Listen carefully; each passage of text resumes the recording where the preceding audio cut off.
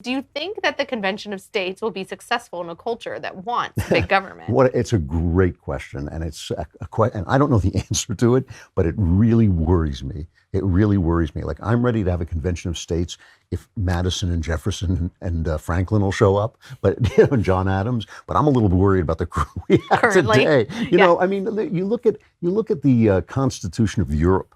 And what was it, like, 4,000 pages or something like that? And you look at our Constitution, it's like a page on wrinkled brown paper for some reason.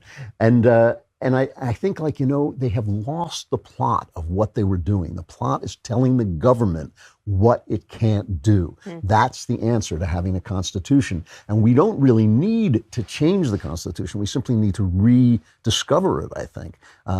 From Wilson on and through FDR and certainly through Obama, the idea became that the Constitution is old. What did, I think FDR called it a horse and buggy document.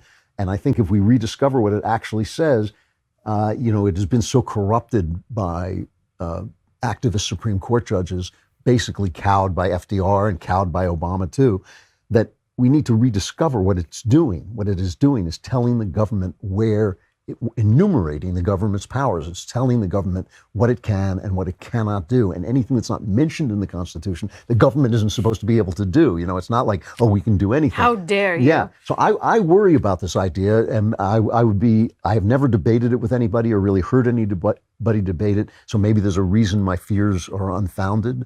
I would accept that. But as I hear it, I always think, like, I'll do it when we can invite John Adams and Madison and Jefferson. But until then, I'm kind of want to just appoint the right judges.